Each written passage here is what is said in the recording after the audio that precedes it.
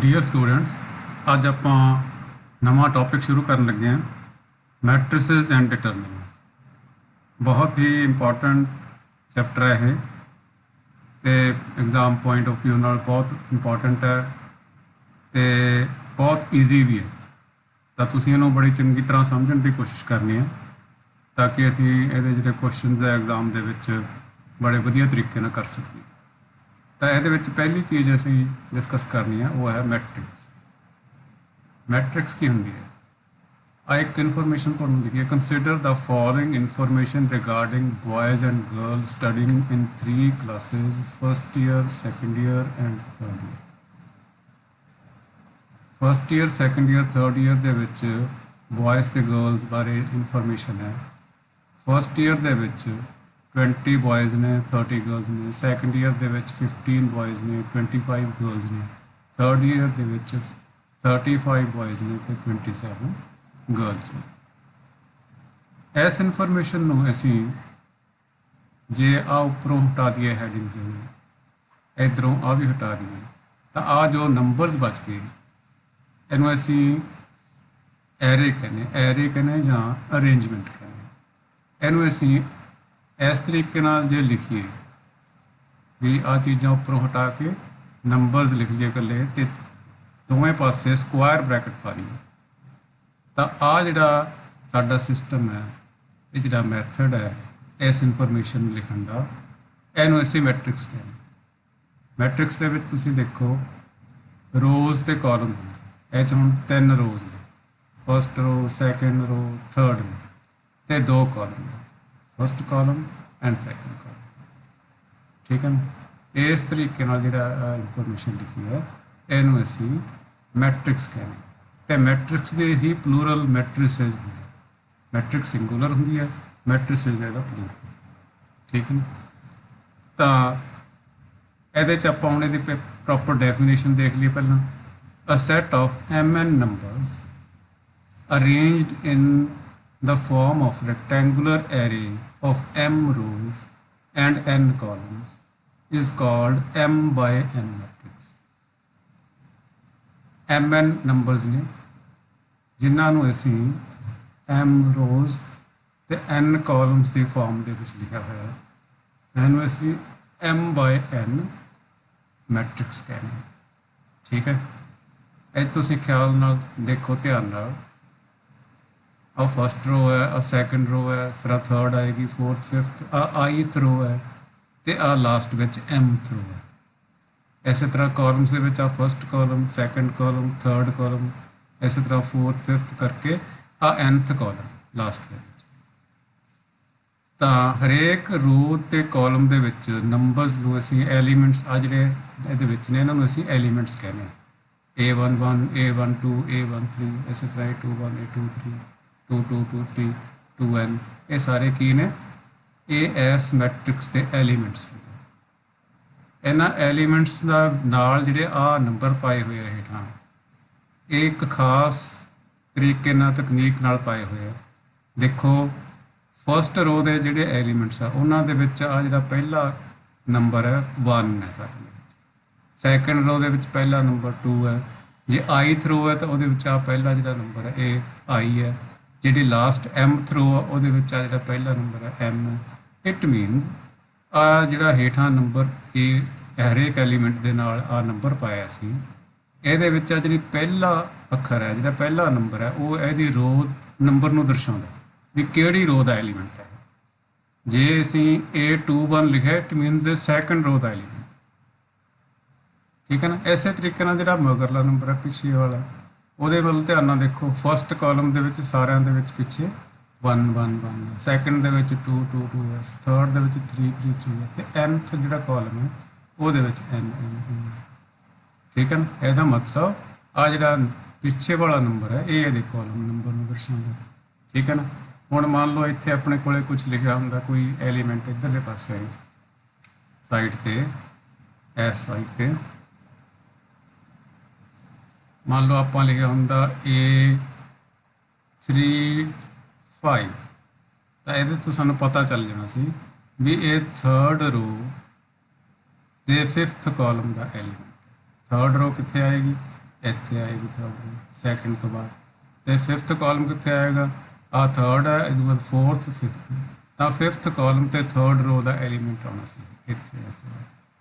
ਠੀਕ ਹੈ। ਤਾਂ ਇਸ ਤੋਂ ਸਾਨੂੰ ਇਹ ਜਿਹੜੇ ਹੇਠਾਂ ਲਿਖਿਆ ਹੋਇਆ ਨੰਬਰ ਹੈ, ਇਹਦੇ ਤੋਂ ਸਾਨੂੰ ਇਹਦਾ ਰੋ ਨੰਬਰ ਤੇ ਕਾਲਮ ਨੰਬਰ ਪਤਾ ਚੱਲਦਾ। ਠੀਕ ਹੈ।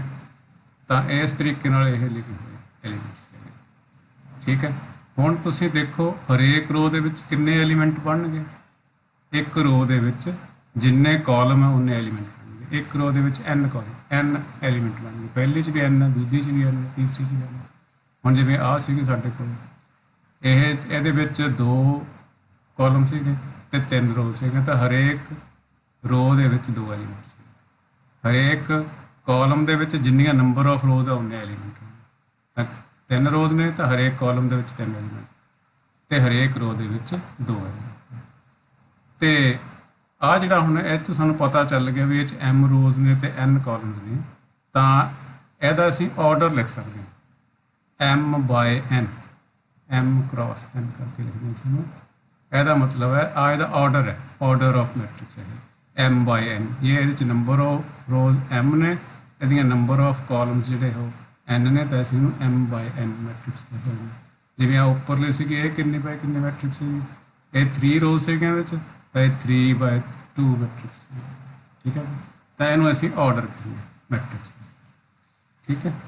ਹਾਂ, ਅਗਲਾ ਸਾਡਾ ਇਹਦੇ ਵਿੱਚ ਇਹੀ ਚੀਜ਼ਾਂ ਜਿਹੜੀਆਂ ਮੈਂ ਤੁਹਾਨੂੰ ਬੋਲ ਕੇ ਦੱਸੀਆਂ ਹੁਣ, element of matrix and order of matrix. Order of matrix ਕੀ ਹੁੰਦਾ? Number of rows by number of columns. ਠੀਕ ਹੈ। ਜਿਵੇਂ ਉੱਪਰ ਲਿਖਿਆ। ਅੱਛਾ, ਇੱਕ ਗੱਲ ਹੋਰ, ਇਹਨੂੰ ਕੰਪੈਕਟ ਫਾਰਮ ਦੇ ਵਿੱਚ ਅਸੀਂ ਮੈਟ੍ਰਿਕਸ ਨੂੰ ਇਸ ਤਰੀਕੇ ਨਾਲ ਲਿਖ ਸਕਦੇ ਹਾਂ, AIJ। AIJ ਦਾ ਮਤਲਬ ਆ ਜਿਹੜੇ ਇਹਦੇ ਐਲੀਮੈਂਟ ਸੀਗੇ A11, A12 ਵਗੈਰਾ, A13, A41, A42, ਇਸ ਤਰ੍ਹਾਂ ਇਹਨਾਂ ਨੂੰ ਸਾਰਿਆਂ ਨੂੰ ਅਸੀਂ ਕੰਬਾਈਨਡਲੀ AIJ ਲਿਖਤਾ ਤੇ ਨਾਲ ਇਹਦਾ ਆਰਡਰ ਪਾਤਾ m/n। ਤਾਂ ਇਹਦੇ ਤੋਂ ਪਤਾ ਚੱਲੇਗਾ ਵੀ I ਇਹਦਾ ਕੀ ਹੈ? ith। ਆ ਕੀ ਹੈ? IJ ਦਾ ਮਤਲਬ ith ਰੋ ਤੇ jth ਕਾਲਮ ਦਾ ਐਲੀਮੈਂਟ ਹੈ। ਤੇ ਟੋਟਲ ਇਹਦੇ 'ਚ ਕਿੰਨੀਆਂ ਰੋਜ਼ ਕਿੰਨੇ ਕਾਲਮਸ ਨੇ? m ਰੋਜ਼ ਤੇ n ਕਾਲਮਸ। ਠੀਕ ਹੈ। ਹੁਣ ਆ I ਦੀ ਵੈਲਿਊ ਕਿੰਨੀ ਹੋ ਸਕਦੀ? ਦੇਖੋ 1 ਤੋਂ ਲੈ ਕੇ m ਤੱਕ ਹੋ ਸਕਦੀ ਹੈ। ਦੇਖੋ 1 ਤੋਂ ਲੈ ਕੇ I ਦੀ ਵੈਲਿਊ, ਜਿਹੜਾ ਫਸਟ ਹੈ ਇਹਦੇ 'ਚ ਰੋ ਨੰਬਰ ਹੈ, ਉਹ ਕਿੱਥੇ ਤੱਕ ਹੋ ਸਕਦਾ? 1 ਤੋਂ ਲੈ ਕੇ m ਤੱਕ ਹੋ ਸਕਦਾ। ਤੇ ਜਿਹੜੀ j ਦੀ ਵੈਲਿਊ ਉਹ ਕਿੱਥੋਂ ਤੋਂ ਕਿੱਥੇ ਤੱਕ ਹੋ ਸਕਦੀ ਸੀ? 1 ਤੋਂ ਲੈ ਕੇ m ਤੱਕ ਹੋ ਸਕਦੀ। ਦੇਖੋ ਸਾਡੇ ਵਿੱਚ ਆ ਮਗਰਲਾ ਜਿਹੜਾ ਹੈਗਾ ਪਿੱਛੇ ਵਾਲਾ ਨੰਬਰ ਹੈ, ਇਹ 1 ਤੋਂ ਲੈ ਕੇ m ਤੱਕ ਹੈ, 1 ਤੋਂ ਲੈ ਕੇ m ਤੱਕ। ਤਾਂ ਜਿੰਨੀਆਂ ਨੰਬਰ ਆਫ ਕਾਲਮਸ ਨੇ ਉਨੀਆਂ j ਦੀਆਂ ਵੈਲਿਊਜ਼ ਹੋ ਸਕਦੀਆਂ 1 to n, ਤੇ ਜਿੰਨੇ ਨੰਬਰ ਆਫ ਰੋਜ਼ ਨੇ ਸਾਡੀਆਂ ਉਨੀਆਂ I ਦੀਆਂ ਵੈਲਿਊਜ਼ ਹੋ ਸਕਦੀਆਂ 1 to। ਠੀਕ ਹੈ। ਇਹ ਕੁਝ ਗੱਲਾਂ ਸੀਗੀਆਂ ਬੇਸਿਕ। ਹੁਣ ਐਗਜ਼ਾਮਪਲਸ ਅੱਗੇ ਸਾਡੇ ਕੋਲ ਆ ਗਏ, ਮੈਟ੍ਰਿਕਸ ਦੇ ਐਗਜ਼ਾਮਪਲ ਅਸੀਂ ਲਏ ਆ। A = ਇੱਕ ਮੈਟ੍ਰਿਕਸ ਹੈ ਸਾਡੇ ਕੋਲ। ਇਹ ਕਿੰਨੇ ਬਾਏ ਕਿੰਨੇ ਮੈਟ੍ਰਿਕਸ ਹੈ? 2 ਰੋਜ਼ ਨੇ ਤੇ 3 ਕਾਲਮ ਨੇ। ਇਹ 2/3 ਮੈਟ੍ਰਿਕਸ ਹੈ। ਕਿੰਨੀ ਹੈ ਇਹ? 2/3। ਇਹਦੇ ਆ ਜਿਹੜੇ ਐਲੀਮੈਂਟਸ ਨੇ, ਇਹ A11 ਹੈ, ਆ A12 ਹੈ, ਆ A13 ਹੈ, ਆ A21 ਹੈ, ਆ A22 ਹੈ, ਆ A23 ਹੈ। ਇਹਨਾਂ ਦੀਆਂ ਮੈਟ੍ਰਿਕਸ ਬਾਰੇ ਜਾਣਕਾਰੀ। ਇਸੇ ਤਰ੍ਹਾਂ ਇੱਕ ਹੋਰ ਮੈਟ੍ਰਿਕਸ ਹੈ B = sin x cos x -1 x। ਇਹਦੇ 'ਚ ਹੁਣ ਕਿੰਨੀਆਂ ਰੋਜ਼ ਨੇ? 2 ਰੋਜ਼ ਤੇ 2 ਹੀ ਕਾਲਮਸ। ਤਾਂ ਇਹ 2/2 ਮੈਟ੍ਰਿਕਸ। ਤੇ ਇਹਦੇ ਐਲੀਮੈਂਟਸ ਨੂੰ ਅਸੀਂ ਜੇ A11 ਦੀ ਥਾਂ ਤੇ B11 ਵੀ ਕਹਿ ਸਕਦੇ ਹਾਂ। B11 = ਪਹਿਲਾ ਐਲੀਮੈਂਟ, ਫਸਟ ਰੋ ਫਸਟ ਕਾਲਮ ਦਾ ਐਲੀਮੈਂਟ। ਆ ਹੋ ਗਿਆ ਫਸਟ ਰੋ ਸੈਕਿੰਡ ਕਾਲਮ ਦਾ ਐਲੀਮੈਂਟ। ਤਾਂ ਇਹਨੂੰ B11 ਤੇ B12। ਇਸੇ ਤਰ੍ਹਾਂ ਆ ਸਾਡਾ ਸੈਕਿੰਡ ਰੋ ਦਾ ਫਸਟ ਕਾਲਮ ਐਲੀਮੈਂਟ ਹੈ, ਇਹਨੂੰ ਅਸੀਂ B21। ਆ ਸੈਕਿੰਡ ਰੋ ਦਾ ਸੈਕਿੰਡ ਐਲੀਮੈਂਟ, ਸੈਕਿੰਡ ਰੋ ਦੇ ਸੈਕਿੰਡ ਕਾਲਮ ਦਾ ਐਲੀਮੈਂਟ ਹੈ, ਇਹਨੂੰ ਅਸੀਂ B22 ਕਹਿੰਦੇ ਹਾਂ। ਠੀਕ ਹੈ ਨਾ। ਸੋ A11, B11, C11 ਕੁਛ ਵੀ ਅਸੀਂ ਇਹਨਾਂ ਦੇ ਨਾਂ ਜਿਹੜੇ ਹੈਗੇ ਉਹ ਰੱਖ ਸਕਦੇ। ਅੱਗੇ ਆ ਗਿਆ ਕੁਛ ਐਗਜ਼ਾਮਪਲਸ ਹੈ, ਇਹਦੇ ਨਾਲ ਰਿਲੇਟਡ ਅਸੀਂ ਕੁਐਸਚਨਸ ਕਰ ਲਈਏ। Element of matrices and order of matrices. ਉਹ ਕਹਿੰਦੇ ਹੈ ਵੀ if a matrix has 18 elements, what are the possible orders it can have। ਜੇ ਕਿਸੇ ਮੈਟ੍ਰਿਕਸ ਦੇ ਵਿੱਚ 18 ਐਲੀਮੈਂਟਸ ਨੇ ਤਾਂ ਇਹਦੇ ਵਿੱਚ ਕਿੰਨੀਆਂ ਰੋਜ਼ ਕਿੰਨੇ ਕਾਲਮ ਦੇ ਹਿਸਾਬ ਨਾਲ ਅਸੀਂ ਇਹਦੇ ਕਿੰਨੇ ਆਰਡਰ ਬਣਾ ਸਕਦੇ ਹਾਂ। ਤਾਂ ਅਸੀਂ ਦੇਖ ਲਾਂਗੇ ਵੀ 18 ਨੂੰ ਦੇ 2 ਅਸੀਂ ਦੇਖ ਲਾਂਗੇ ਨੰਬਰ ਫਾਈਂਡ ਕਰ ਲਾਂਗੇ ਜਿਨ੍ਹਾਂ ਨੂੰ ਮਲਟੀਪਲਾਈ ਕਰੇ ਤਾਂ 18 ਆਉਂਦਾ। ਜਿਵੇਂ 1 ਇੰਟੂ 18, 2 ਇੰਟੂ 9, 3 ਇੰਟੂ 6 ਜਾਂ 6 ਇੰਟੂ 3 ਜਾਂ 9 ਇੰਟੂ 2 ਜਾਂ 18 ਇੰਟੂ 1। ਇਹ ਕੀ ਨੇ? ਇਹ ਪੋਸੀਬਲ ਨੇ ਤੇ ਗੁਣਾ ਆਨਸਰ ਮਤਲਬ ਉਹ ਕੋਈ ਪੋਸੀਬਲ ਨੰਬਰਸ ਨੇ, ਪੋਸੀਬਲ ਪੇਅਰਸ ਨੇ ਜਿਨ੍ਹਾਂ ਨੂੰ ਮਲਟੀਪਲਾਈ ਕਰੇ ਤਾਂ 18 ਆਉਂਦਾ। ਠੀਕ ਹੈ ਕਿ ਨਹੀਂ? ਤਾਂ ਇਹਦਾ ਮਤਲਬ 1 ਇੰਟੂ 18 ਦਾ ਮਤਲਬ ਕੀ ਹੈ? ਇਹਦੇ 'ਚ 1 ਰੋ ਹੈ ਤੇ 18 ਕਾਲਮ। ਠੀਕ ਹੈ। ਦੂਸਰਾ ਕੀ ਹੋ ਸਕਦਾ ਸੀਗਾ? 2 ਰੋਜ਼ ਤੇ 9 ਕਾਲਮ, ਜਾਂ 3 ਰੋਜ਼ 6 ਕਾਲਮ, ਜਾਂ 6 ਰੋਜ਼ 3 ਕਾਲਮ, ਜਾਂ 9 ਰੋਜ਼ 2 ਕਾਲਮਸ ਐਂਡ ਜਾਂ 18 ਰੋਜ਼ ਤੇ 1 ਕਾਲਮ ਵੀ ਹੋ ਸਕਦਾ ਸੀ।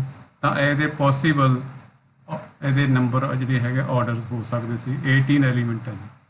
ਠੀਕ ਹੈ। ਤੇ ਇਸੇ ਤਰ੍ਹਾਂ ਉਹ ਜੇ ਪੁੱਛਦੇ ਵੀ ਜੇ 5 ਐਲੀਮੈਂਟ ਹੋਣ ਫਿਰ ਕੀ ਹੋ ਸਕਦਾ ਸੀਗਾ? ਤਾਂ 5 ਦੇਖੋ ਕਿਹਨੂੰ ਕਿਹਨੂੰ ਮਲਟੀਪਲਾਈ ਕਰੇ ਤਾਂ ਹੁੰਦਾ, ਜਾਂ ਤਾਂ 1 ਇੰਟੂ 5 ਕਰੇ ਤਾਂ 5 ਆਏਗਾ, ਜਾਂ 5 ਇੰਟੂ 1। ਯਾਨੀ ਇਹਦੇ ਆਰਡਰਸ ਕੀ ਹੋ ਸਕਦੇ ਸੀਗੇ? 1/5 ਜਾਂ 5/1। 1/5 ਦਾ ਮਤਲਬ 1 ਰੋ 5 ਕਾਲਮ, ਜਾਂ 5 ਰੋ 1 ਕਾਲਮ। ਠੀਕ ਹੈ। ਇਸ ਤਰੀਕੇ ਹੁਣ ਆ ਸਾਡੇ ਕੋਲੇ ਕੁਐਸਚਨ ਹੈ, ਇੰਪੋਰਟੈਂਟ ਹੈ, ਆਉਂਦਾ ਹੁੰਦਾ ਐਗਜ਼ਾਮ ਦੇ ਵਿੱਚ। Construct a matrix AIJ 3/4 whose elements are given by AIJ equals to this। ਇੱਕ ਇਹੋ ਜਿਹੀ ਅਸੀਂ ਮੈਟ੍ਰਿਕਸ ਬਣਾਉਣੀ ਹੈ 3/4 ਹੈ ਜਿਹਦਾ ਆਰਡਰ 3/4 ਦਾ ਮਤਲਬ ਇਹ 'ਚ 3 ਰੋਜ਼ ਤੇ 4 ਕਾਲਮਸ। ਠੀਕ ਹੈ।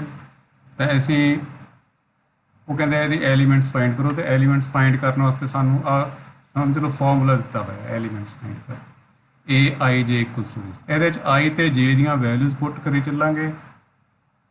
ਤਾਂ ਇੱਥੇ ਵੈਲਿਊਜ਼ ਜਿਵੇਂ 1 I ਤੇ J ਦੀ 1 ਵੈਲਿਊ ਪੁੱਟ ਕਰਤੀ ਤਾਂ A11 ਆ ਜਾਊਗਾ। ਉੱਪਰ ਸੀਗਾ ਨਾ ਕੁਐਸਚਨ, ਐਲੀਮੈਂਟਸ ਨੂੰ ਅਸੀਂ ਲਿਖਿਆ ਸੀਗਾ A11 A12 A13। ਤਾਂ ਇਸੇ ਤਰ੍ਹਾਂ ਇੱਥੇ I ਤੇ J ਦੀਆਂ ਵੈਲਿਊਜ਼ ਪੁੱਟ ਕਰੀ ਚੱਲਾਂਗੇ ਤੇ ਸਾਨੂੰ ਨੰਬਰ ਆਫ ਐਸੇ ਜਿਹੜੇ ਐਲੀਮੈਂਟਸ ਉਹ ਫਾਈਂਡ ਹੁੰਦੇ ਜਾਣਗੇ। I ਤੇ J ਦੀਆਂ ਵੈਲਿਊਜ਼ ਕੀ ਹੋ ਸਕਦੀ ਹੈ ਪਹਿਲਾਂ ਤਾਂ ਇਹ ਖਿਆਲ ਕਰੋ। ਇੱਥੇ ਹੁਣ ਕਿੰਨੀਆਂ ਰੋਜ਼ ਨੇ? 3 ਰੋਜ਼। ਇਟ ਮੀਨਸ I ਦੀ ਜਿਹੜੀ ਵੈਲਿਊ ਹੈ ਉਹ 1 ਤੋਂ ਲੈ ਕੇ 3 ਤੱਕ ਹੋ ਸਕਦੀ। ਜਿਵੇਂ ਆਪਾਂ ਉੱਤੇ ਇੱਥੇ ਡਿਸਕਸ ਕੀਤਾ ਸੀਗਾ ਵੀ ਜੇ ਇਹਦੇ 'ਚ M ਰੋਜ਼ ਨੇ, M ਰੋਜ਼ ਸੀਗੀਆਂ ਤਾਂ ਅਸੀਂ ਦੇਖਿਆ ਸੀ I ਦੀ ਵੈਲਿਊ 1 ਤੋਂ ਲੈ ਕੇ M ਤੱਕ ਹੋ ਸਕਦੀ। ਤੇ ਇਹਦੇ 'ਚ N ਕਾਲਮ ਸੀ, ਇਹਦਾ ਮਤਲਬ J ਦੀ ਜਿਹੜੀ ਵੈਲਿਊ ਹੈ 1 ਤੋਂ ਲੈ ਕੇ N ਤੱਕ ਹੋ ਸਕਦੀ ਸੀ। ਹੁਣ ਇਸੇ ਤਰੀਕੇ ਨਾਲ ਇੱਥੇ ਹੁਣ ਸਾਡੇ ਕੋਲੇ ਨੰਬਰ ਆਫ ਰੋਜ਼ 3 ਨੇ, ਇਹਦਾ ਮਤਲਬ I ਦੀ ਵੈਲਿਊ 1 2 9 1 2 3 ਹੋ ਸਕਦੀ ਹੈ। ਇਸੇ ਤਰ੍ਹਾਂ J ਦੀ ਵੈਲਿਊ 1 2 4 ਹੋ ਸਕਦੀ ਹੈ, 1 2 3 4, ਤੇ I ਦੀ ਵੈਲਿਊ 1 2 3 ਇੰਨੀ ਹੋ ਸਕਦੀ ਹੈ। ਤਾਂ I ਦੀਆਂ ਵੈਲਿਊਜ਼ ਤੇ J ਦੀਆਂ ਵੈਲਿਊਜ਼ ਪੁੱਟ ਕਰਕੇ ਅਸੀਂ ਸਭ ਦੇ ਸਾਰੇ ਜਿਹੜੇ ਹੈਗੇ ਐਲੀਮੈਂਟਸ ਫਾਈਂਡ ਕਰਨਾ। ਪਹਿਲਾਂ A11 ਫਾਈਂਡ ਕਰੀਏ। A11 ਦਾ ਮਤਲਬ I ਤੇ J ਦੀ ਵੈਲਿਊ 1 ਪੁੱਟ ਕਰ ਦੇਣੀ। ਠੀਕ ਹੈ ਨਾ। ਫਿਰ A12 ਫਾਈਂਡ ਕਰਨਾ, ਫਿਰ A13 ਫਾਈਂਡ ਕਰਨਾ, ਫਿਰ A14 ਫਾਈਂਡ ਕਰਨਾ। ਸਾਨੂੰ ਪਤਾ J ਦੀ ਵੈਲਿਊ 4 ਤੱਕ ਜਾਂਦੀ। I ਦੀ ਵੈਲਿਊ ਅਸੀਂ 1 ਲੈ ਲਈ, ਉਹਦੇ ਨਾਲ J ਦੀਆਂ ਸਾਰੀਆਂ ਵੈਲਿਊਜ਼ ਲਾ ਲੈਣੀ। ਫਿਰ I ਦੀ ਵੈਲਿਊ 2 ਲੈ ਲਾਂਗੇ, ਉਹਦੇ ਨਾਲ J ਦੀਆਂ ਸਾਰੀਆਂ ਵੈਲਿਊਜ਼ ਲਾ ਲਾਂਗੇ। ਫਿਰ I ਦੀ ਵੈਲਿਊ 3 ਲੈ ਲਾਂਗੇ, ਉਹਦੇ ਨਾਲ J ਦੀਆਂ ਸਾਰੀਆਂ ਵੈਲਿਊਜ਼ ਲਾ ਲਾਂਗੇ। ਤਾਂ ਆਹ ਕੀ ਆ ਗਿਆ ਹੁਣ ਸਾਡੇ ਕੋਲੇ? A11 A12 A13 A14। ਇਹ ਕੀ ਆ ਗਿਆ? ਫਸਟ ਰੋ ਦੇ ਐਲੀਮੈਂਟਸ ਆ ਗਏ। ਇਸੇ ਤਰ੍ਹਾਂ ਆ ਸੈਕੰਡ ਰੋ ਦੇ ਐਲੀਮੈਂਟਸ A21 ਤੋਂ ਲੈ ਕੇ A24 ਤੱਕ। ਯਾਨੀ ਹੁਣ ਇਹ 'ਚ I the value 2 ਭਰਾਂਗੇ, J the value 1 2 3 4 ਭਰ ਕੇ ਅਸੀਂ ਆਹ 4 ਐਲੀਮੈਂਟਸ ਫਾਈਂਡ ਕਰਾਂਗੇ। ਇਸੇ ਤਰ੍ਹਾਂ ਥਰਡ ਰੋ ਦੇ ਐਲੀਮੈਂਟਸ ਅਸੀਂ ਫਾਈਂਡ ਕਰਾਂਗੇ। ਹੁਣ ਜਦੋਂ ਇਹ ਫਾਈਂਡ ਕਰ ਲਿਆ ਫਿਰ ਅਸੀਂ ਮੈਟ੍ਰਿਕਸ ਬਣਾ ਕੇ ਦਿਖਾ ਸਕਦੇ ਹਾਂ ਵੀ ਆਹ ਮੈਟ੍ਰਿਕਸ ਹੈ, ਆਹ ਫਸਟ ਰੋ ਸੀ ਸਾਡੀ, ਆਹ ਸੈਕੰਡ, ਆਹ ਥਰਡ। ਇੱਥੋਂ ਦੇਖ ਕੇ ਸਹੀ। ਠੀਕ ਹੈ ਨਾ। ਇਸ ਤਰੀਕੇ ਨਾਲ ਕੁਐਸਚਨ ਆਉਂਦਾ ਪੇਪਰ ਦੇ ਵਿੱਚ, ਇੰਪੋਰਟੈਂਟ ਕੁਐਸਚਨ। ਕੰਸਟਰਕਟ ਅੱਗੇ ਵੀ ਇਹਦੇ ਨਾਲ ਦਾ question. Construct a 3/4 matrix whose elements are given by AIJ equals to 1/2 modulus of -3I plus J। ਹੁਣ ਇਹ ਹੈਗੇ 3/4 ਮੈਟ੍ਰਿਕਸ। ਇਹਦਾ ਮਤਲਬ I ਦੀ ਵੈਲਿਊ 1 ਤੋਂ ਲੈ ਕੇ 3 ਤੱਕ ਹੋ ਸਕਦੀ ਹੈ, J ਦੀ ਵੈਲਿਊ 1 to 4 ਹੋ ਸਕਦੀ ਹੈ। ਠੀਕ ਹੈ ਕਿ ਨਹੀਂ। ਤਾਂ ਇਹਦੀਆਂ ਵੈਲਿਊਜ਼ ਇਹ 'ਚ ਪੁੱਟ ਕਰਕੇ A11 A12 A13 A14 ਇਸੇ ਤਰ੍ਹਾਂ A21 A22 A23 A24 find ਕਰ ਲੈਣੇ ਸੀ, ਤੇ ਉਹਨਾਂ ਦੀਆਂ ਵੈਲਿਊਜ਼ ਜਿਹੜੀਆਂ ਉਹ ਮੈਟ੍ਰਿਕਸ ਦੇ ਵਿੱਚ ਪੁੱਟ ਕਰਕੇ ਆਨਸਰ ਕਰ ਲੈਣਾ। ਹੁਣ A11 ਕਿਵੇਂ ਨਿਕਲੇਗਾ? I ਤੇ J ਦੀ ਵੈਲਿਊ 1 ਪੁੱਟ ਕਰ, ਤਾਂ ਹੋ ਗਿਆ -3 + 1 ਯਾਨੀ -2 ਦਾ ਮੋਡਲਸ। -2 ਦਾ ਮੋਡਲਸ +2 ਹੀ ਹੁੰਦਾ, 2 ਨਾਲ 2 ਕੈਂਸਲ ਹੋ ਕੇ ਆਨਸਰ ਆ ਗਿਆ 1। ਠੀਕ ਹੈ। इस तरह 1 2 कढ़ लिया, 1 3 कढ़ लिया, 1 4 कढ़ लिया। ये आ गई साडी फस्ट रो। फिर 2 1 तो लैके 2 4 तक सैकेंड रो, फिर 3 1 तो लैके 3 4 तक थर्ड रो आ जाएगी। ये सारियां असीं मैट्रिक्स के विच बना के लिखा देंगे। ठीक है। ऐसे दे नाल दा एक होर क्वेश्चन है, if A equals to A I J where A I G की सानू वैल्यू दी है, वही फार्मूला देता ए आई जे का। Construct 3/2 matrix. हम इत्थे 3/2 मैट्रिक्स यानी आई वैल्यू 1 2 3 करनी है, तो जे की वैल्यू 1 and 2 हो सकती है। ठीक है। हुण ਇਹਦੇ 'ਚ ਜਿਹੜਾ ਫਾਰਮੂਲਾ ਉਹਦੇ ਧਿਆਨ ਨਾਲ ਦੇਖੋ, ए आई जे की वैल्यू की है I plus J if I is greater than equal to J. यानी जे आई की वैल्यू जे तो वड्डी जां जे के बराबर है ਤਾਂ ਆਹ ਫਾਰਮੂਲਾ ਲਾਉਣਾ है। जे आई की वैल्यू जे तो छोटी है तो ਆਹ वाला फार्मूला। तो A11 ਦੇ 'ਚ ਕੀ है आई तो जे की वैल्यू है, मतलब आह आई तो जे की वैल्यू बराबर है, ਇਹਦਾ मतलब ਆਹ वाला फार्मूला। A12 ਦੇ ਵਿੱਚ ਕੀ है आई जे तो छोटा है, ਇਹਦਾ मतलब ਆਹ वाला फार्मूला। A21 ਦੇ ਵਿੱਚ आई जे तो ਵੱਡਾ ਹੈ ਤਾਂ ਫਸਟ ਫਾਰਮੂਲਾ ਲੱਗੂ ਜੋੜ ਵਾਲਾ। A22 ਦੇ ਵਿੱਚ आई ਤੇ ਜੇ ਬਰਾਬਰ ਹੈ ਫਿਰ ਵੀ ਫਸਟ ਲੱਗੂਗਾ। A31 ਦੇ ਵਿੱਚ आई ਜੇ ਤੋਂ ਵੱਡਾ ਇੱਥੇ ਵੀ ਆਹੀ ਲੱਗੇਗਾ। A32 ਦੇ ਵਿੱਚ ਵੀ आई ਜੇ ਤੋਂ ਵੱਡਾ ਤਾਂ ਆਹੀ ਫਾਰਮੂਲਾ। ਤਾਂ ਇਹ आई ਮਾਈਨਸ ਜੇ ਵਾਲਾ ਫਾਰਮੂਲਾ ਕਿਹ 'ਚ ਲੱਗਿਆ, ਸਿਰਫ 1 2 'ਚ ਲੱਗਿਆ, ਕਿਉਂਕਿ ਇਹਦੇ ਵਿੱਚ ਹੀ ਜਿਹੜਾ 1 आई ਹੈ ਜਿਹੜਾ ਜੇ ਤੋਂ ਛੋਟਾ ਸੀ। ਬਾਕੀ ਸਾਰਿਆਂ ਦੇ ਵਿੱਚ आई ਜੇ ਦੇ ਜਾਂ ਤਾਂ ਇਕੁਅਲ ਹੈ ਜਾਂ आई जे तो ਵੱਡਾ ਹੈ, ਤਾਂ ਸਭ ਦੇ ਵਿੱਚ ਆਹੀ ਫਾਰਮੂਲਾ ਲੱਗਿਆ। ਸਿਰਫ ਇੱਕ ਥਾਂ ਤੇ ਮਾਈਨਸ ਵਾਲਾ ਫਾਰਮੂਲਾ ਸਾਨੂੰ ਲਾਉਣਾ। ਤਾਂ ਆ ਸਾਡੇ ਆ ਗਏ A11 ਆ ਗਿਆ, A12 ਆ ਗਿਆ, ਫਸਟ रो ਆ ਗਈ। ਠੀਕ ਹੈ ਨਾ। ਫਿਰ ਆ ਸੈਕੰਡ रो ਆ ਗਈ, ਫਿਰ ਆ ਥਰਡ रो ਆ ਗਈ। ਇਹ ਤਿੰਨੇ रो ਦੇ ਉੱਤੇ ਅਸੀਂ ਬਣਾ ਕੇ ਮੈਟ੍ਰਿਕਸ। ਠੀਕ ਹੈ ਨਾ। ਅੱਗੇ ਸਾਡੇ ਕੋਲੇ ਟਾਈਪਸ ਆ ਗਈਆਂ ਮੈਟ੍ਰਿਕਸ ਦੀਆਂ ਟਾਈਪਸ। ਤਾਂ ਪਹਿਲੀ ਮੈਟ੍ਰਿਕਸ ਵਿੱਚ ਹੁੰਦੀ ਹੈ रो मैट्रिक्स। रो मैट्रिक्स ਉਹ ਹੁੰਦੀ ਹੈ ਜਿਹਦੇ 'ਚ ਸਿਰਫ ਇੱਕ रो ਹੋਵੇ, ਨੰਬਰ ਆਫ ਕਾਲਮਸ ਜਿੰਨੇ ਮਰਜ਼ੀ ਹੋਣ, रो ਇੱਕ ਹੀ ਹੋਵੇ। ਤਾਂ ਤੁਸੀਂ ਦੇਖ ਰਹੇ ਹੋ ਆ ਇੱਕ रो ਵਾਲੀ ਮੈਟ੍ਰਿਕਸ ਹੈ ਜਿਹਦੇ 'ਚ ਇੱਕ रो ਤੇ 3 ਕਾਲਮ। ਤਾਂ ਇਹ 1/3 ਮੈਟ੍ਰਿਕਸ ਹੈ, ਤੇ ਇਹਨੂੰ ਅਸੀਂ रो मैट्रिक्स ਕਹਿੰਦੇ। ਇਸੇ ਤਰ੍ਹਾਂ ਕਾਲਮ ਮੈਟ੍ਰਿਕਸ ਹੁੰਦੀ ਹੈ ਜਿਹਦੇ 'ਚ ਇੱਕ ਕਾਲਮ ਹੋਵੇ, रोਜ਼ ਜਿੰਨੀਆਂ ਮਰਜ਼ੀ ਹੋਣ, ਕਾਲਮ ਇੱਕ ਹੀ ਹੁੰਦੀ ਹੈ। ਹੁਣ ਆ ਤੁਹਾਡੇ ਸਾਹਮਣੇ ਇੱਕ ਐਗਜ਼ਾਮਪਲ ਦਿੱਤਾ ਹੈ, ਇੱਕ रो ਇਹਦੇ ਵਿੱਚ ਸੌਰੀ ਇੱਕ ਕਾਲਮ ਹੈ। ਕਾਲਮ ਮੈਟ੍ਰਿਕਸ ਵਿੱਚ ਕੀ ਹੁੰਦਾ, ਇੱਕ ਕਾਲਮ ਹੋਵੇ, ਨੰਬਰ ਆਫ ਰੋਜ਼ ਜਿੰਨੀਆਂ ਮਰਜ਼ੀ ਹੋਣ। ਤਾਂ ਇਹਦੇ 'ਚ ਇੱਕ ਕਾਲਮ ਹੈ, ਨੰਬਰ ਆਫ ਰੋਜ਼ 2 ਹੈ, ਤਾਂ ਇਹ 2/1 ਮੈਟ੍ਰਿਕਸ ਹੈ, ਇਹਨੂੰ ਅਸੀਂ ਕਾਲਮ ਮੈਟ੍ਰਿਕਸ। ਅੱਗੇ ਆ ਗਈ ਸਕੁਆਇਰ ਮੈਟ੍ਰਿਕਸ। ਸਕੁਆਇਰ ਮੈਟ੍ਰਿਕਸ ਹੁੰਦੀ ਹੈ ਜਿਸ 'ਚ ਨੰਬਰ ਆਫ ਰੋਜ਼ ਤੇ ਨੰਬਰ ਆਫ ਕਾਲਮਸ ਬਰਾਬਰ ਹੋਣ, equal number of rose and columns. ਜੇ ਦੋਨੇ ਹੀ n ਤਾਂ ਉਹ n/n ਮੈਟ੍ਰਿਕਸ ਹੋ ਗਈ ਵੈਸੇ। ਐਂਡ ਇਹਨੂੰ ਅਸੀਂ कहने हैं square matrix. In square matrix कहने वेले असीं कह देंगे square matrix of order n। Square matrix of order n का मतलब n/n matrix. Square matrix of order 2 कहता तो इट मीनस 2/2 मैट्रिक्स। ठीक है।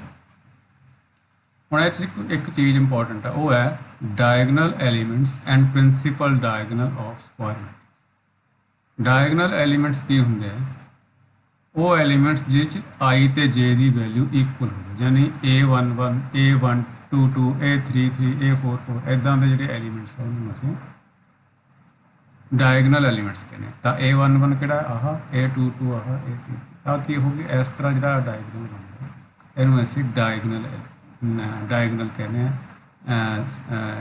डायगनल एलीमेंट्स कहने। तो आ जो डायगनल बन गया इनू असी principal diagonal of square matrix. ठीक है ना। ਇਹਦਾ ਪ੍ਰਿੰਸੀਪਲ ਡਾਇਗਨਲ ਕੀ ਹੈ 2 3 3 ਪ੍ਰਿੰਸੀਪਲ ਡਾਇਗਨਲ ਹੈ। ਤੇ ਡਾਇਗਨਲ ਐਲੀਮੈਂਟਸ ਕੀ ਹੈ 2 3 3। ਐਲੀਮੈਂਟਸ ਲਿਖਾਂਗੇ ਤਾਂ ਅੱਡ ਅੱਡ ਲਿਖੇ ਜਾਣਗੇ, ਤੇ ਡਾਇਗਨਲ ਲਿਖਣਾ ਹੋਵੇ ਤਾਂ ਪੂਰਾ ਲਿਖਿਆ ਜਾਏਗਾ। ਠੀਕ ਹੈ। ਪ੍ਰਿੰਸੀਪਲ ਡਾਇਗਨਲ ਜਾਂ ਇਹਨੂੰ ਲੀਡਿੰਗ ਡਾਇਗਨਲ ਵੀ ਕਹਿੰਦੇ। ਠੀਕ ਹੈ। ਨੈਕਸਟ ਆਪਣੇ ਕੋਲ ਸਕੁਆਇਰ ਮੈਟ੍ਰਿਸਿਸ ਦੀਆਂ ਟਾਈਪਸ। ਕੁਝ ਸਕੁਆਇਰ ਮੈਟ੍ਰਿਸਿਸ ਦੀਆਂ ਟਾਈਪਸ ਨੇ। ਪਹਿਲੀ ਇਹਦੇ 'ਚ ਡਾਇਗਨਲ ਮੈਟ੍ਰਿਕਸ।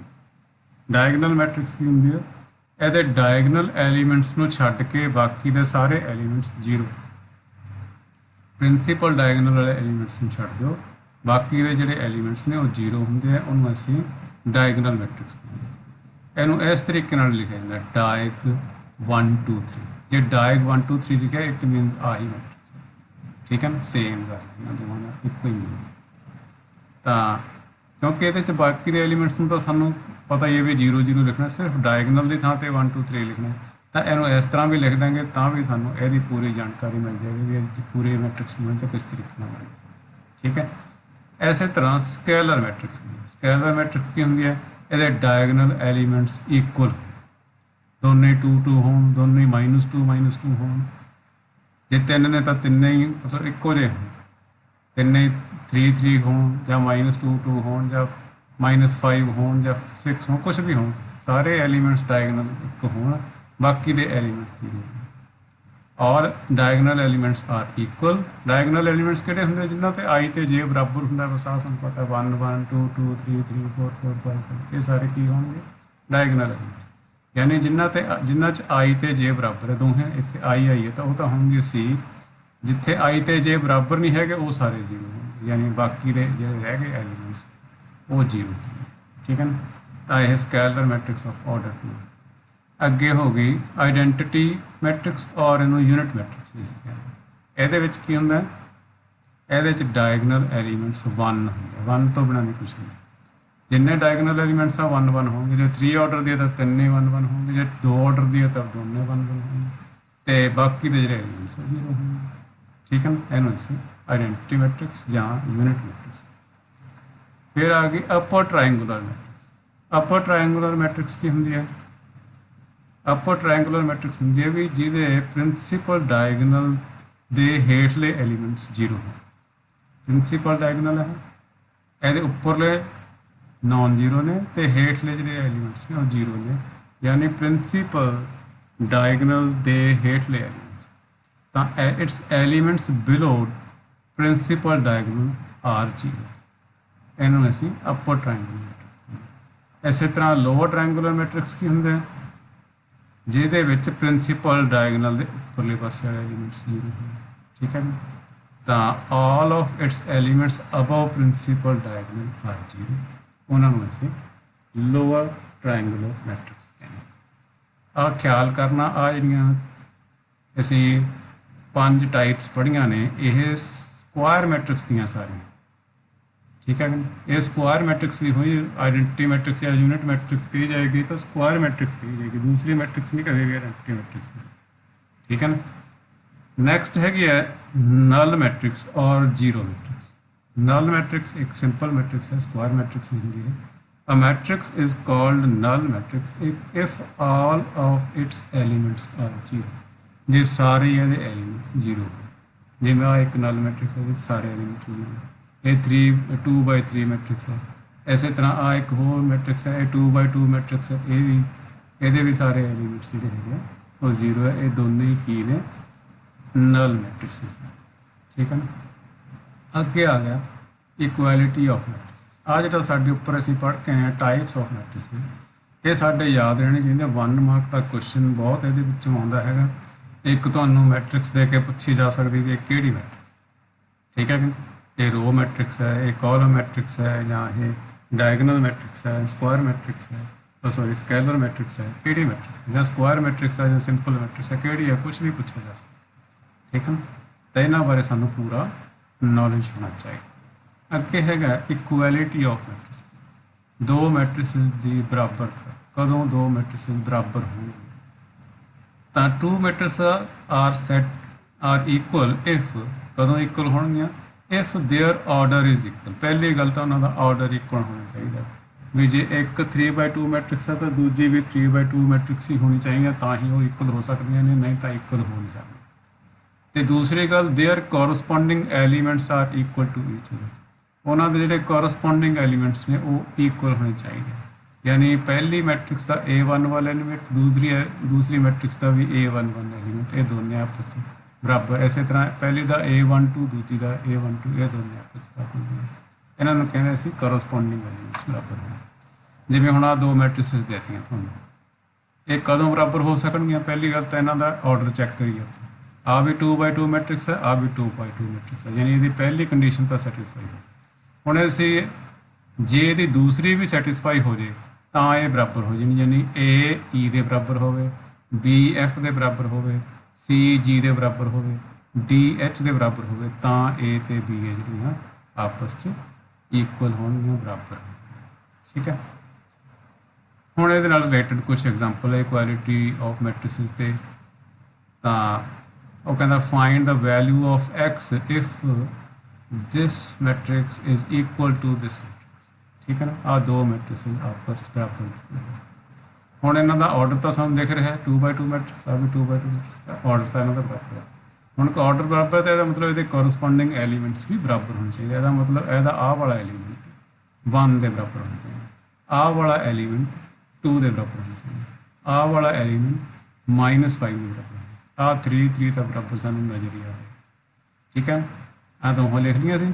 ਇਹ ਤੋਂ ਸਾਨੂੰ ਕੀ ਪ੍ਰੂਫ ਪਤਾ ਚੱਲਿਆ ਵੀ ਆਹ 3x + y ਹੈ 1 ਦੇ ਬਰਾਬਰ ਹੈ, -y ਜਿਹੜਾ 2 ਦੇ ਬਰਾਬਰ ਹੈ, ਤੇ 2y - x ਉਹ -5 ਦੇ ਬਰਾਬਰ, C3 ਦੇ ਬਰਾਬਰ ਨੂੰ ਲਿਖਣ ਦੀ ਜ਼ਰੂਰਤ ਹੈ।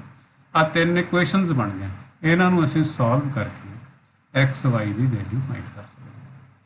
ਠੀਕ ਹੈ, ਤਾਂ ਆਹ ਦੇਖੋ y ਦੀ, ਉਹ ਅਸੀਂ ਦੇਖਣਾ ਵੀ ਅਸੀਂ ਕਿਵੇਂ ਸੌਖੇ ਤਰੀਕੇ ਨਾਲ ਵੈਲਿਊ ਫਾਈਂਡ ਕਰ ਸਕਦੇ ਹਾਂ। ਤਾਂ ਸਾਨੂੰ ਇਹ 'ਚੋਂ ਨਜ਼ਰ ਆ ਰਿਹਾ, ਦੇਖੋ y ਦੀ ਵੈਲਿਊ ਸਿੰਪਲ ਨਜ਼ਰ ਆ ਰਹੀ ਹੈ ਸਿੱਧਮ ਸਿੱਧੀ। ਤਾਂ -y = 2 ਸੀਗਾ, ਤਾਂ y ਦੀ ਵੈਲਿਊ ਕੀ ਹੋ ਜਾਏਗੀ -2। ਤਾਂ ਇਹਦੇ ਤੋਂ y ਦੀ ਵੈਲਿਊ, ਇਹ y ਦੀ ਵੈਲਿਊ 1 'ਚ ਜਾਂ 3 'ਚ ਪੁੱਟ ਕਰਕੇ ਅਸੀਂ x ਦੀ ਵੈਲਿਊ ਫਾਈਂਡ ਕਰ ਸਕਦੇ। ਦੇਖੋ ਇਹ 'ਚ x ਤੇ y 2 ਸੀਗਾ, y ਦੀ ਵੈਲਿਊ ਅਸੀਂ ਆਲਰੇਡੀ ਕੱਢ ਚੁੱਕੇ ਹਾਂ। y ਦੀ ਵੈਲਿਊ ਜੇ 'ਚ ਪੁੱਟ ਕਰ ਦਈਏ ਤਾਂ x ਦੀ ਵੈਲਿਊ ਆ ਜਾਏਗੀ। ਤਾਂ y ਦੀ ਵੈਲਿਊ 'ਚ -2 ਪੁੱਟ ਕਰਤੀ, ਤਾਂ 3x - 2 = 1, ਤਾਂ -2 ਉੱਧਰ ਜਾ ਕੇ ਪਲੱਸ ਹੋ ਗਿਆ, 3x = 3 ਹੋ ਗਿਆ, x = 1। ਹੁਣ ਅਸੀਂ ਇਹਨਾਂ ਦੋਵਾਂ ਨਾਲ ਹੀ x ਤੇ y ਦੋਵਾਂ ਦੀ ਵੈਲਿਊ ਫਾਈਂਡ ਕਰ ਲਈ ਹੈ। ਆ ਇਹਨੂੰ ਅਸੀਂ ਯੂਜ਼ ਨਹੀਂ ਕੀਤਾ, ਇਹਨੂੰ ਯੂਜ਼ ਨਹੀਂ ਕੀਤਾ ਤਾਂ ਇਹਦੇ 'ਚ ਅਸੀਂ ਵੈਲਿਊ ਪੁੱਟ ਕਰਕੇ ਦੇਖਾਂਗੇ। ਲੈਫਟ ਹੈਂਡ ਸਾਈਡ 'ਚ x y ਹੈਗੇ ਆ, ਇਹਦੇ 'ਚ ਅਸੀਂ x ਤੇ y ਪੁੱਟ ਕਰਕੇ ਦੇਖਾਂਗੇ। ਜੇ ਉਹ ਰਾਈਟ ਹੈਂਡ ਦੇ ਬਰਾਬਰ ਆ ਗਿਆ ਤਾਂ ਜਿਹੜੀਆਂ ਅਸੀਂ x y ਦੀਆਂ ਵੈਲਿਊਜ਼ ਫਾਈਂਡ ਕੀਤੀਆਂ ਨੇ ਉਹ ਠੀਕ ਹੈ। ਜੇ ਬਰਾਬਰ ਨਹੀਂ ਆਇਆ ਤਾਂ ਜਾਂ ਤਾਂ ਅਸੀਂ ਵੈਲਿਊਜ਼ ਗਲਤ ਕੱਢੀਆਂ ਨੇ, ਜਾਂ ਫਿਰ ਇਹ ਦੋਨੋਂ ਮੈਟ੍ਰਿਸਿਸ ਬਰਾਬਰ ਨਹੀਂ ਹੈਗੇ, ਕਿਉਂਕਿ ਆਹ ਇਹਦੇ ਬਰਾਬਰ ਹੋ ਗਿਆ, ਆਹ ਇਹਦੇ ਬਰਾਬਰ ਹੋ ਗਿਆ। ਹੁਣ ਆਹ ਚੀਜ਼ ਇਹਦੇ ਬਰਾਬਰ ਨਹੀਂ ਆ ਰਹੀ, ਇਟ ਮੀਨਸ ਆਹ ਵਾਲਾ ਐਲੀਮੈਂਟ ਇਹਦੇ ਬਰਾਬਰ ਨਹੀਂ ਹੈ। ਜੇ ਬਰਾਬਰ ਨਹੀਂ ਹੈ ਤਾਂ ਇਹਦਾ ਮਤਲਬ ਜਿਹੜੀ ਸਟੇਟਮੈਂਟ ਉੱਪਰ ਲਿਖੀ ਹੋਈ ਹੈ ਵੀ ਇਹ ਦੋ ਮੈਟ੍ਰਿਸਿਸ ਇਕੁਅਲ ਨੇ, ਇਹ ਗਲਤ ਹੈ। ਜਾਂ ਫਿਰ ਅਸੀਂ ਵੈਲਿਊਜ਼ ਗਲਤ ਕੱਢੀਆਂ। ਕਈ ਵਾਰੀ ਕੀ ਕਰਦੇ ਅਸੀਂ ਕੈਲਕੂਲੇਸ਼ਨ 'ਚ ਮਿਸਟੇਕ ਕਰ ਜਾਂਦੇ, x y ਦੀ ਵੈਲਿਊ ਗਲਤ ਕਰ ਲੈਂਦੇ, ਫਿਰ ਇਹ ਸੈਟਿਸਫਾਈ ਨਹੀਂ ਹੋਏਗਾ ਵੀ ਆਹ ਇਹਦੇ -y ਦੇ ਬਰਾਬਰ ਨਹੀਂ ਆਏਗਾ। ਹੁਣ ਇਹ 'ਚ ਅਸੀਂ ਪੁੱਟ ਕਰਕੇ ਦੇਖੀਏ x ਦੀ ਵੈਲਿਊ ਆਈ ਸੀਗੀ 1 ਤੇ y ਦੀ ਵੈਲਿਊ ਆਈ ਸੀ -2। ਤਾਂ ਇਹਦੀ ਲੈਫਟ ਹੈਂਡ ਸਾਈਡ 'ਚ ਵੈਲਿਊ ਪੁੱਟ ਕਰੋ, y ਦੀ ਵੈਲਿਊ -2 ਤੇ x ਦੀ ਵੈਲਿਊ 1 ਪੁੱਟ ਕਰੀ, ਆ ਗਿਆ -4 - 1 = -5। ਤਾਂ ਰਾਈਟ ਹੈਂਡ ਸਾਈਡ ਦੇ ਇਕੁਅਲ ਆ ਗਿਆ ਨਾ, ਲੈਫਟ ਹੈਂਡ ਸਾਈਡ ਤੇ ਰਾਈਟ ਹੈਂਡ ਸਾਈਡ ਇਕੁਅਲ ਆ ਗਏ। ਇਟ ਮੀਨਸ ਜਿਹੜੀਆਂ ਵੈਲਿਊਜ਼ ਅਸੀਂ ਫਾਈਂਡ ਕੀਤੀਆਂ ਨੇ ਠੀਕ ਨੇ। ਤੇ x ਦੀ ਵੈਲਿਊ ਸਾਨੂੰ ਪੁੱਛੀ ਸੀ, x y ਦੀਆਂ ਦੋਵਾਂ ਦੀਆਂ ਵੈਲਿਊਜ਼ ਕੱਢੀਆਂ ਵੈਸੇ ਤਾਂ, ਪਰ ਕਿਉਂਕਿ ਸਾਨੂੰ ਕੁਐਸਚਨ 'ਚ x ਦੀ ਵੈਲਿਊ ਪੁੱਛੀ ਸੀ ਤਾਂ x = 1 is the required value of x। ਠੀਕ ਹੈ। ਇਸੇ ਤਰ੍ਹਾਂ ਨੈਕਸਟ ਐਗਜ਼ਾਮਪਲ ਆ ਸਾਡੇ ਕੋਲ, ਇਹ ਵੀ ਇਕੁਐਲਿਟੀ ਆਫ ਮੈਟ੍ਰਿਸਿਸ ਦੀ। ਇਹਦੇ 'ਚ ਵੀ ਹੁਣ ਦੋ ਮੈਟ੍ਰਿਸਿਸ ਇਕੁਅਲ ਦਿੱਤੀਆਂ, ਸਾਨੂੰ ਪੁੱਛਿਆ find x y z and w। ਤਾਂ ਆ ਦੋਨੋਂ ਜਦੋਂ ਮੈਟ੍ਰਿਸਿਸ ਬਰਾਬਰ ਹੈ ਤਾਂ ਮਤਲਬ x - y = -1 ਹੈ, 2x + z = 5 ਹੈ, 2x - y = 0 ਹੈ, 3z + w ਜਿਹੜਾ ਹੈਗਾ 13 ਦਾ ਹੈਗਾ। ਤਾਂ ਇਹਦੇ 'ਚ ਵੈਲਿਊ ਇਕੁਅਲ ਆ ਗਿਆ। 4 ਇਕੁਏਸ਼ਨਸ ਬਣ ਗਈਆਂ। ਚਾਰਾਂ ਇਕੁਏਸ਼ਨਸ ਨੂੰ ਸੋਲਵ ਕਰਕੇ ਅਸੀਂ ਚਾਰੇ ਵੈਲਿਊਜ਼ ਉਹ ਅਸੀਂ ਦੇਖਣਾ ਕਿਸ ਤਰੀਕੇ ਨਾਲ। ਹੁਣ ਜਿਵੇਂ ਆਹ ਦੇਖੋ, ਫਸਟ ਤੇ ਥਰਡ ਇਕੁਏਸ਼ਨ ਦੋਨੋਂ ਹੀ x y ਦੀਆਂ ਇਕੁਏਸ਼ਨ ਨੇ। x y ਦੀਆਂ ਇਕੁਏਸ਼ਨ ਦਾ ਤਾਂ ਇਹਨਾਂ ਦੋਹਾਂ ਨੂੰ ਅਸੀਂ ਸੋਲਵ ਕਰ ਸਕਦੇ ਹਾਂ। Linear equations with 2 variables 10th ਦੇ ਵਿੱਚ ਅਸੀਂ ਕੀਤਾ ਸੀਗਾ, ਉਹ ਚੀਜ਼ ਅਸੀਂ ਇੱਥੇ ਅਪਲਾਈ ਕਰਾਂਗੇ। ਆ ਦੋਨੋਂ ਇਕੁਏਸ਼ਨਸ ਲਿਖ ਲਈਆਂ, ਇਹਨਾਂ ਦੇ ਕੋਫੀਸ਼ੀਐਂਟ ਬਰਾਬਰ ਕਰਨੇ ਹੁੰਦੇ ਆ। ਪਹਿਲਾਂ ਹੀ ਬਰਾਬਰ ਨੇ y ਦੇ ਕੋਫੀਸ਼ੀਐਂਟ ਬਰਾਬਰ ਹੈ, ਪਰ ਸਾਈਨ ਵੀ ਸੇਮ ਹੈ ਤਾਂ ਸਾਈਨ ਚੇਂਜ ਕਰਤੇ ਸੀ। ਠੀਕ ਹੈ ਨਾ, ਸਾਈਨ ਚੇਂਜ ਕਰ ਤਾਂ ਆ y ਨਾਲ y ਕੈਂਸਲ ਹੋ ਜਾਊਗਾ, ਆਪਣਾ ਹੀ -y + y, ਤੇ ਆ x - 2x ਹੈ -x ਹੋ ਗਿਆ, ਤਾਂ -1 -0। ਠੀਕ ਹੈ ਨਾ, ਤਾਂ -1 ਤਾਂ ਮਾਈਨਸ ਵੀ ਕੈਂਸਲ ਹੋ ਗਿਆ, ਤਾਂ x = 1। ਇਹ x ਦੀ ਵੈਲਿਊ ਅਸੀਂ 1 ਜਾਂ 3 ਜਿਹ 'ਚ ਮਰਜ਼ੀ ਪੁੱਟ ਕਰ ਦਈਏ। x ਦੀ ਵੈਲਿਊ ਅਸੀਂ 1 'ਚ ਪੁੱਟ ਕਰਤੀ, x - y = -1। ਇਹਦੇ 'ਚ x ਦੀ ਵੈਲਿਊ 1 ਪੁੱਟ ਕਰਤੀ ਸੀ, ਤਾਂ y ਦੀ ਵੈਲਿਊ ਆ ਗਈ ਸਾਡੀ। ਹੁਣ ਅਸੀਂ ਕੀ ਕਰੀਏ, ਆਹ ਦੋ ਇਕੁਏਸ਼ਨਸ ਵੱਲ ਦੇਖੀਏ, ਇਹ 'ਚ ਕਿਵੇਂ ਕੀ ਕਰਿਆ ਜਾ ਸਕਦਾ। ਦੇਖੋ ਇਹਦੇ 'ਚ ਸਾਨੂੰ x ਦੀ ਵੈਲਿਊ ਨੋਨ ਆ, ਪਤਾ ਚੱਲ ਚੁੱਕੀ ਹੈ। ਠੀਕ ਹੈ ਨਾ, x ਦੀ ਵੈਲਿਊ ਇਹ 'ਚ ਪੁੱਟ ਕਰ ਦਈਏ ਤਾਂ z ਦੀ ਵੈਲਿਊ ਨਿਕਲ ਜਾਏਗੀ। x ਦੀ ਵੈਲਿਊ ਪੁੱਟ ਕਰਕੇ ਅਸੀਂ z ਦੀ ਵੈਲਿਊ ਪੁੱਟ ਕਰਾਂਗੇ। ਹੁਣ ਇੱਥੇ ਹੈਗਾ 3z plus w equals to 13 ਇਹ 'ਚ ਹੁਣ z ਦੀ ਵੈਲਿਊ ਸਾਨੂੰ ਫਾਈਂਡ ਹੋ ਚੁੱਕੀ ਹੈ ਤਾਂ z ਦੀ ਵੈਲਿਊ 'ਚ ਪੁੱਟ ਕਰਕੇ w ਦੀ ਵੈਲਿਊ ਫਾਈਂਡ ਕਰ ਸਕਦੇ z ਦੀ ਵੈਲਿਊ 3 ਆਈ ਸੀ 'ਚ ਪੁੱਟ ਕਰਕੇ w ਦੀ ਵੈਲਿਊ ਇਹ ਹੀ ਸੀ ਠੀਕ ਹੈ ਨੈਕਸਟ ਇਹ ਵੀ ਇਕੁਐਲਿਟੀ ਆਫ ਮੈਟ੍ਰਿਸਿਸ ਤੇ ਤਾਂ ਇਹਦੇ 'ਚ ਕੀ ਹੈ ਆ ਦੋ ਮੈਟ੍ਰਿਸਿਸ ਇਕੁਅਲ ਹੈ ਤਾਂ ਇਹਦੇ ਕੋਰਸਪੋਂਡਿੰਗ ਐਲੀਮੈਂਟਸ ਇਕੁਅਲ ਹੋਣਾ ਚਾਹੀਦਾ ਇਹਦਾ ਮਤਲਬ 2x plus 1 equals to x plus 3 ਹੋਣਾ ਚਾਹੀਦਾ 2y equals to 10 ਹੋਣਾ ਚਾਹੀਦਾ 0 ਤਾਂ 0 ਦੇ ਬਰਾਬਰ ਲਿਖਣ ਦੀ ਜ਼ਰੂਰਤ ਨਹੀਂ y square plus 1 equals to 26 ਹੋਣਾ ਚਾਹੀਦਾ ਤਾਂ ਤਿੰਨ ਇਕੁਏਸ਼ਨਸ ਬਣ ਗਏ ਇਹ 'ਚੋਂ ਪਹਿਲੀ ਦੇ ਵਿੱਚ ਕੱਲਾ x ਹੈ ਦੇਖੋ ਇਹਨੂੰ ਸੋਲਵ ਕਰਾਂਗੇ ਤਾਂ x ਦੀ ਵੈਲਿਊ ਨਿਕਲੇਗੀ ਇਹ 'ਚ ਕੱਲਾ y ਹੈ ਇਹਨੂੰ ਸੋਲਵ ਕਰਕੇ y ਦੀ ਵੈਲਿਊ ਕੱਢ ਸਕਦੇ ਹਾਂ ਤਾਂ ਕਰੋ ਫਸਟ ਇਕੁਏਸ਼ਨ ਨੂੰ ਸੋਲਵ ਕੀਤਾ x equals to 2 ਆ ਗਿਆ दूसरी इक्वेशन में सॉल्व किया तो y equals to 5 ठीक है हम थर्ड इक्वेशन का क्योंकि इसे यूज ही नहीं किया तो ये असी वैल्यू पुट करके देखेंगे लैफ्ट हैंड साइड से कला y है तो y की वैल्यू पुट करके देखो कि वो 26 के इक्वल आता जे आता तो यह मतलब जी असी वैल्यू यूज की ना ठीक है तो y square plus 1 equals to 5 square plus 1 हो जाएगा 25 प्लस 1 26 राइट हैंड साइड पर ਇਹਦਾ ਮਤਲਬ x equals to y ਤੇ y x equals to 2 and y equals to 5 is of the required value ਇਹ ਵੈਲਿਊਜ਼ ਹੋ ਗਈਆਂ ਤੇ ਪੁੱਛਿਆ ਕਿ ਸੀ ਸਾਨੂੰ find x plus y x plus y find ਕਰਨ ਨੂੰ ਕਿਹਾ ਤਾਂ x plus y ਦੇ ਵਿੱਚ x y ਦੀਆਂ ਵੈਲਿਊਜ਼ ਪੁੱਟ ਕਰ ਦੇਣੀਆਂ ਆਨਸਰ ਦਾ ਠੀਕ ਹੈ ਆ ਤੁਹਾਨੂੰ ਹੇਠਾਂ ਐਕਸਰਸਾਈਜ਼ ਦਿੱਤੀ ਹੋਈ ਹੈ ਇਹਦੇ ਨਾਲ ਰਿਲੇਟਡ ਇਹ ਐਕਸਰਸਾਈਜ਼ ਨੂੰ ਤੁਸੀਂ ਕਰ ਲੈਣਾ ਜੋ ਚੀਜ਼ ਨਾ ਪਤਾ ਚੱਲੇ ਤੁਸੀਂ ਕਮੈਂਟ ਕਰਕੇ ਕਮੈਂਟ ਸੈਕਸ਼ਨ 'ਚ ਪੁੱਛ ਸਕਦੇ ਹੋ ਤੇ ਹੋਰ ਕਿਸੇ ਤਰੀਕੇ ਨਾਲ ਵੀ ਪੁੱਛ ਸਕਦੇ ਹੋ ਮੈਨੂੰ ਕੰਟੈਕਟ ਕਰਕੇ ਪੁੱਛ ਸਕਦੇ ਹੋ ਠੀਕ ਹੈ ਤਾਂ that's all for today's class ਕੱਲ ਨੂੰ ਆਪਾਂ ਸ਼ੁਰੂ ਕਰਾਂਗੇ ਸਕੇਲਰ ਮਲਟੀਪਲੀਕੇਸ਼ਨ ਅੱਜ ਲਈ ਇੰਨਾ ਹੀ ਥੈਂਕਸ